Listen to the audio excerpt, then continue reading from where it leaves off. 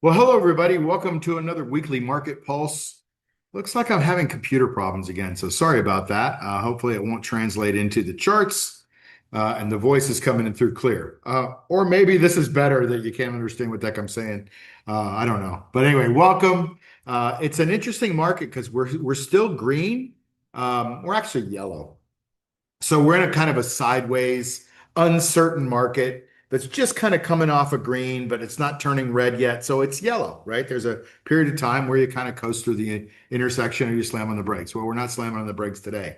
But let me share a couple of things with you. I shared the wrong screen there. Let me get to the right one. Come on now. There it is. All right. Let's get back up to the market itself. So you can see we have a yellow market here, two red lights, two green lights, which basically says, look, we're going to be kind of stuck in this range until we hit all-time highs or we hit, a new low down here. Now, there is some stuff going on with the NASDAQ. You can see this NASDAQ bar hitting an all-time high.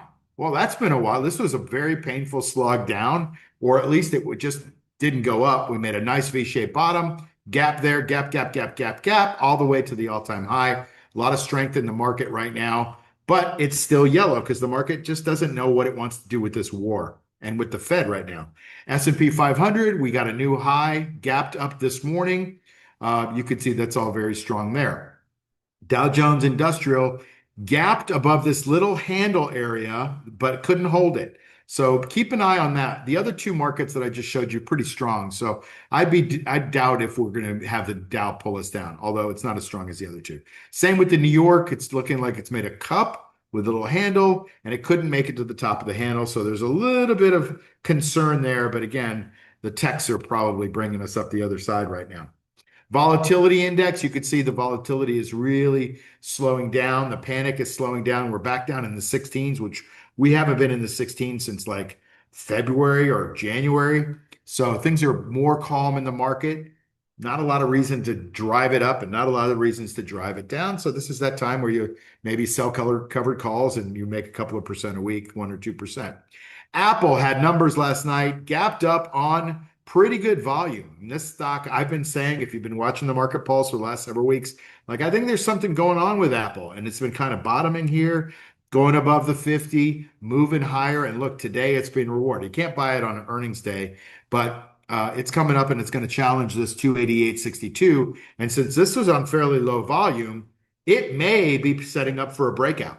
And so if it breaks out, this consolidation was very long. It's like a spring coiling in here. The longer the consolidation, the higher the spring up. So I think we might be looking at a $300 handle on this maybe by the end of the summer, or maybe before. We'll see. Or maybe not. Who knows? What do I know? Just read charts.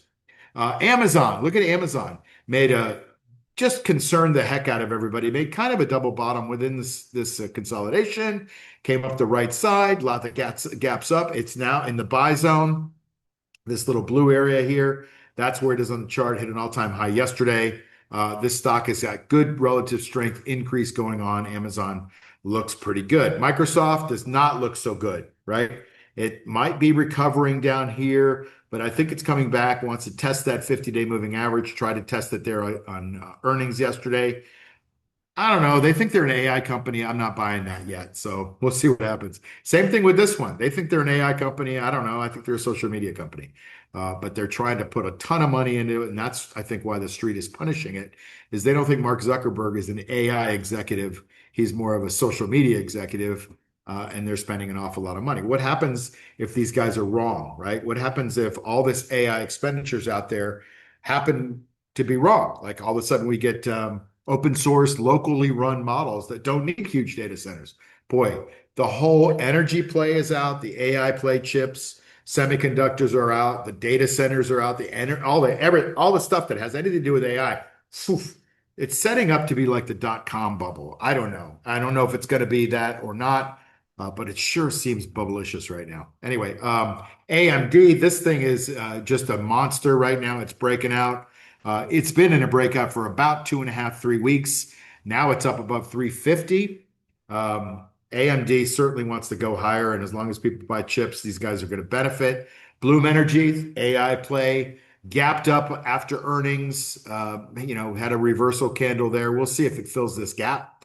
But Bloom Energy at all-time highs, and data centers need small footprint energy companies, and Bloom Energy fits that bill. Gold shares under the 50, not healthy right now, but not enough to be that concerned. I mean, I think it came down here, and then because it's not selling off on huge volume, I don't think that's the end of the world. So I think the gold play with the new Fed guy coming in might still be a good play, and that's why it's not selling off, and that's why you see low volume here.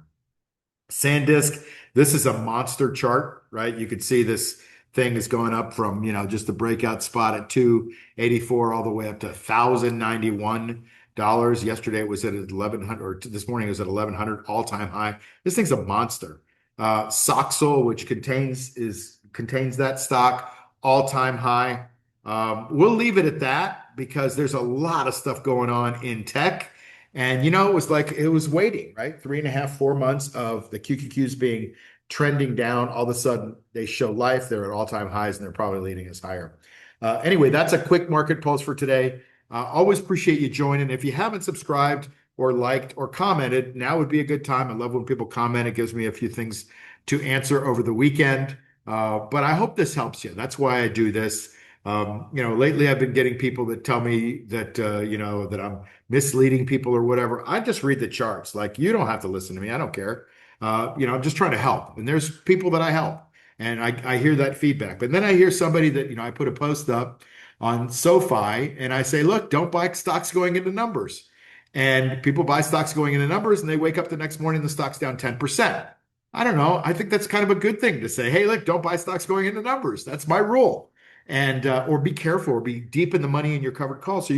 But other people are like, you don't know what you're talking about. I'm like, I don't know. The stock is down 50%, and I'm telling you that that's where the chart is going. But nonetheless, people are always critical. I think it's so funny. If you're not willing to make a video and put yourself out there, then maybe you should hold back some criticism. If it's criticism that's based on something good, I'm happy to hear it. But if it's just that I don't know what I'm talking about, based on what? Like, all I'm trying to do is read the chart. So look, there's a lot of chart reading going on right now. And if you don't read charts, listen, charts are emotions on parade, right? That's what William O'Neill, my mentor, always said. And you can see the institutions because they're the volume that goes along with the price, right? Most people just look at the price. You've got to learn to look at the volume going along with the price. And so if you get a high volume down day, that's telling you there's a lot of selling. If you get a low volume down day, that's telling you there's not a lot of conviction in selling. That tells you something, right? May not tell you a huge amount, but it tells you more than just the price. So reading charts is very important. That's what I try to do, is try to interpret them. I never try to predict where a stock is going. I try to predict the probabilities. I try to predict where the chart says, based on looking at hundreds of thousands of charts in my life, where I think the stock will go, but I have no clue, guys. Look, I never say that I have any idea where things are going. I don't. I wish I did. But I try to do my best to predict, and I'm wrong a lot of the time. And that's the way it goes. Anyway, thanks for being here. Always appreciate you. Have a great weekend, and give somebody a big old hug that you haven't hugged in a while. I'm sure they'll appreciate it. I'll see you later.